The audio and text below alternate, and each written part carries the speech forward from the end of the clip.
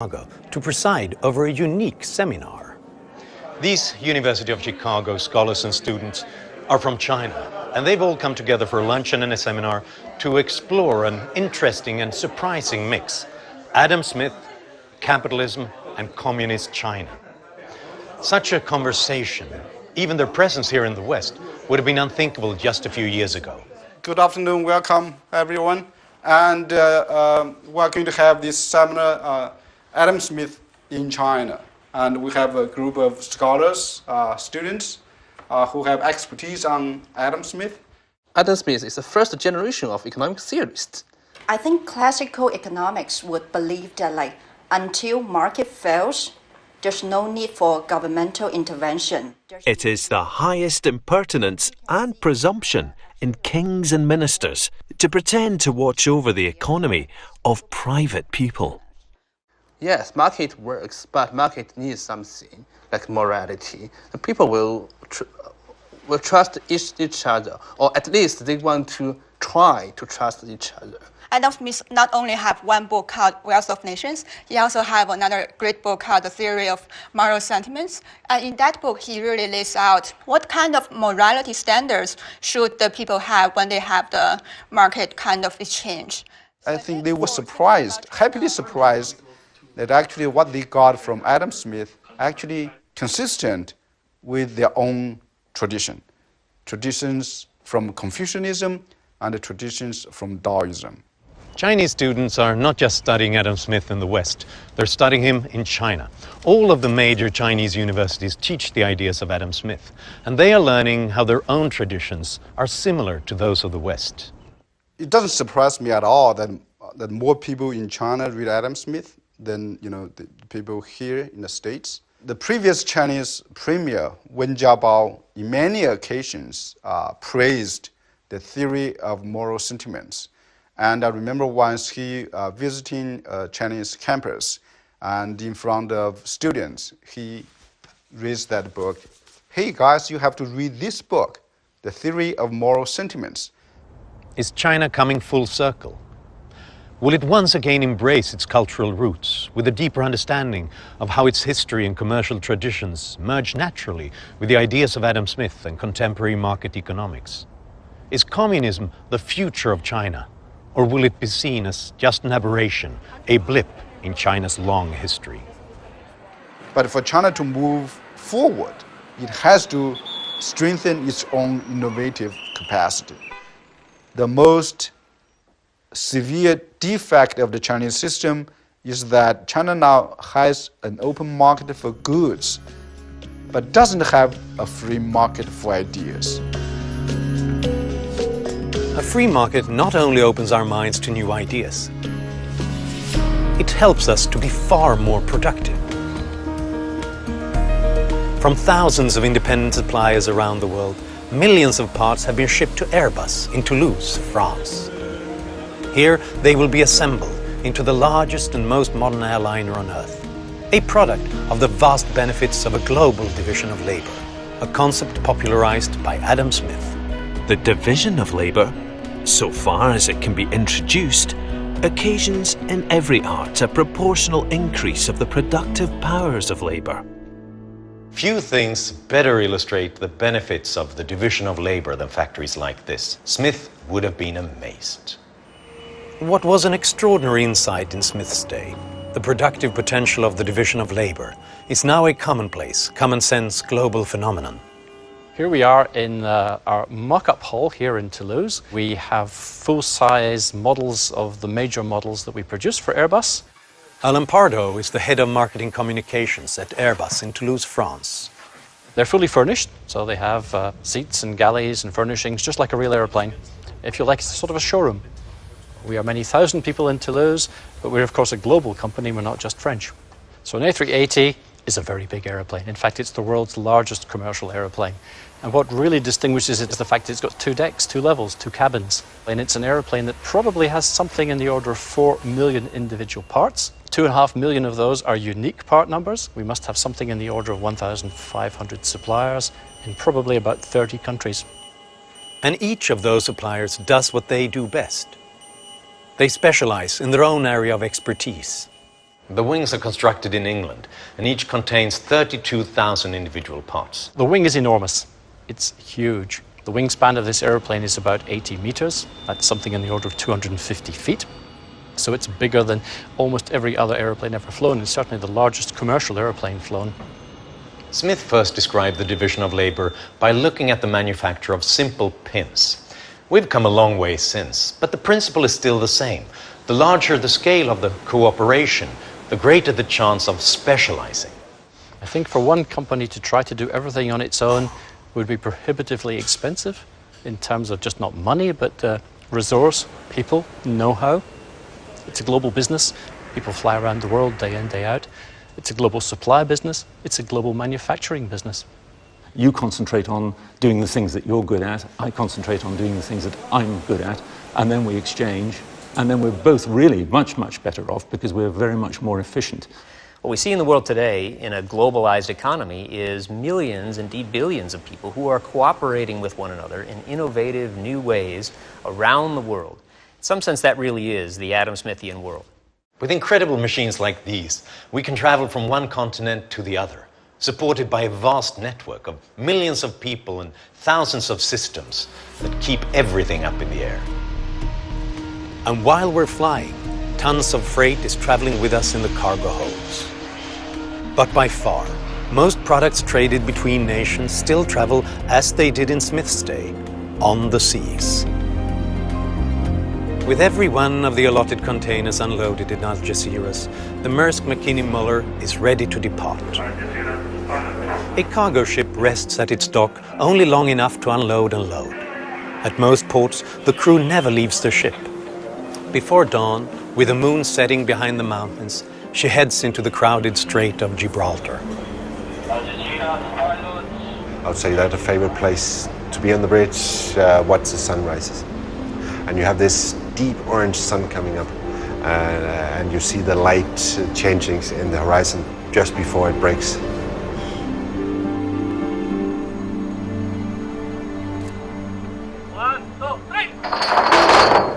Aboard the Maersk McKinney Muller, the crew on the giant ship settles into their daily rhythm, checking the bracing on the containers, keeping the ship clean, and performing routine maintenance. Maersk is a Danish company. The captain and his senior officers are from Denmark. The rest of the crew is international. That is correct, leaving Algeciras bound for Rotterdam. In the past, everything had to be done manually. Nowadays, a lot of the functions that we control are done automatically via computers and monitors. And that, of course, requires less manpower. A officer or navigator nowadays is actually, he's not steering the big wheel anymore. He's basically monitoring all the automated systems on board. The 24 crew who run the ship are spread over its quarter-mile length. They seldom see one another. They come together at mealtime, 3 times a day. Romy, the Filipino cook and oldest member of the crew, prepares a diverse menu with dishes that make the men feel at home. It's a time to relax, share information and plan for the work ahead. This huge ship demonstrates the impact Adam Smith envisioned international trade would have on prosperity. It's not what's in the containers, but what they represent that's important. Smith believed that wealth is not just the things you own, like gold in the bank, but also your labor and the things you can get in exchange. The more others create, and the more you trade with them, the better off you are. And with ships like this, world trade is much more efficient and environmentally friendly. At the heart of the vessel is its unique state-of-the-art propulsion system. They are what they call super long stroke. When you have super long stroke, you have a slower speed. Per Schilling Nielsen is chief engineer. He's been with Maersk for 25 years. They're doing maximum 73 revolutions per minute. They're directly linked to the propeller. That means the propeller is doing maximum 73 RPM. The long-stroke engine is designed to squeeze the most miles possible out of every drop of oil. It lowers fuel consumption by 37% and carbon dioxide emissions per container by 50%. We spent a lot less fuel consumption moving one box from one of the major ports in the Far East to one of the major ports in Europe. In fact, per container, this ship emits less greenhouse gas than almost any other method of transportation. It emits less CO2 per ton of goods moved, 15 times less than a truck and 6 times less than rail. Much of this efficiency is due to the sheer number of containers secured on board. We are carrying these close to 60% of the cargo below the deck.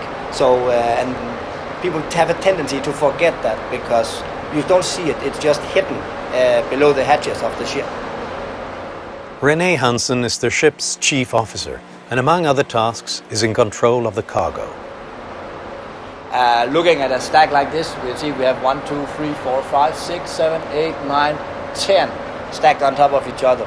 This combined with loading 9 on deck gives a very good idea that the vast amount of cargo that is being carried, which you cannot see when the ship just passes by on the open oceans. So whatever you can imagine that can be put inside this box, we can more or less carry. And today, more and more of what's carried aboard ship are perishable goods, enabling growers to sell into markets thousands of miles away at a fraction of the cost of air freight. Torben Andersen is the electrical engineer aboard ship. Every morning I go around and look at every single container, see if there's any malfunctions, if the temperature is as it's supposed to be. Everything that you put in your refrigerator at home, we put in the refrigerators on board the ship just in vast scales. And if we look at our refrigerated containers, we can carry flower bulbs from Netherlands for tulips. We can carry chocolate from Poland. We can carry wine, expensive French wine we carry in refrigerated containers. Fruits and vegetables stay fresh for dramatically longer periods of time. We can make an artificial atmosphere in our containers. By controlling the levels of oxygen, carbon dioxide and nitrogen. And then as we're getting closer to the port of delivery, then we will start increasing the oxygen level in the container, and then the bananas are, so to speak, ready when they hit the supermarket. The shelves of supermarkets throughout the world are stocked with goods transported aboard cargo ships like the Maersk McKinney Møller. This is a Whole Foods market in Austin, Texas. There are over 400 Whole Foods markets in the United States, Canada and the United Kingdom. They sell products from around the world. Their whole trade guarantee promises that consumers can shop with a conscience. Most business people are honest and ethical. In fact, it turns out that the more ethical they are, the better the company performance. In the cutthroat supermarket business, it's important to stake out your own territory. The company's motto is Whole Foods, Whole People, Whole Planet. At the center of this amazing story is co-founder John Mackey. To understand the Whole Foods market, you have to understand him. The original vision for Whole Foods was, very simply, is we wanted to sell healthy food to people, earn a living, and have fun. The higher purpose of Whole Foods has become a lot deeper and more complex than it was back 34 years ago. And that brings us to mission. Mission is something Mackey takes seriously. It's not just platitudes for a wall plaque in a corporate lobby. It's the statement that embodies his ethical perspective. We want to sell healthy food to people, help people to reach their highest potential through having good health. We also have a sense that the people that work for us should be flourishing and should be happy in their work, and we also feel a responsibility for the larger communities that we're trading with. It's been on Fortune's 100 Best Companies to Work For list for 18 years in a row. What seems to make Whole Foods so successful is that the people who work here are strongly committed to all the stakeholders, to customers and team members, to stockholders and suppliers, which has resulted in highly committed employees and very faithful customers. And a lot of John Mackey's philosophy is based solidly on Adam Smith. I mean, Adam Smith was so far ahead of his time. The totality of his ideas are still very, very important and very relevant today. Smith gives us a way of thinking about markets and morality together. For Smith, these are not two things that can easily be extricated from each other, as if one can simply talk about rational economic men on one hand and then moral men in a different sphere on another. Smith understood that you're going to be better at business if you can understand your customers and generally sympathize with them, as well as understanding and sympathizing with your employees. The chipotle, the lemon, the garlic and basil, and the sesame ginger. I really like how I think that most of our guests, when they walk in the door, know that there's something different. For a lot of people, it's the energy of the team members, right? I think a lot of our team members feel empowered and feel fulfilled and therefore feel happy and satisfied in their work. Lindsay Mucha is store team leader of one of the Whole Foods markets in Austin. She's been with Whole Foods for over 10 years. My goal was to work here for 6 months, graduate from college, and then go off and find my career path. And I very quickly fell in love with Whole Foods. I loved the values and the mission. The greatest source of creativity and innovation exists in our team member base. A big part of what we're trying to do is allow them to be themselves, to be authentic, to be spontaneous, allow them to experiment, to create new things, to create the innovations. This helps to illustrate Adam Smith's principle that top-down command structures aren't always the best. Things organize themselves better from the bottom up.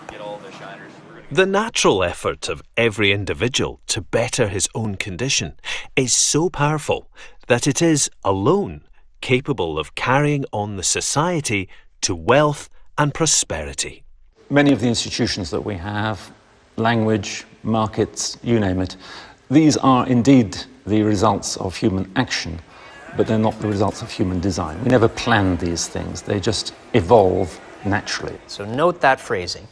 Individual human action, but not individual human design. You don't need a central planning authority to run your society well. And that's a really cool thing about the Whole Foods market culture. You know, it's not top down, it's not a mandate on everything. If someone has a good idea that someone else likes, there's a good chance it's going to spread and work for a lot of people. Carol Medeiros is produce coordinator at Whole Foods Markets in Austin, Texas. I would say that, you know, we're always trying to find what's new and what's next, and a lot of times, most of the time, our best ideas come from the team members that work in the stores every day. Because the team members genuinely care, because it's theirs, right? Whole Foods Market's success in promoting healthy foods has spawned increased competition in the marketplace. In response, the company is opening a new line of stores called 365 by Whole Foods Market, which they hope will make their products more accessible to more consumers.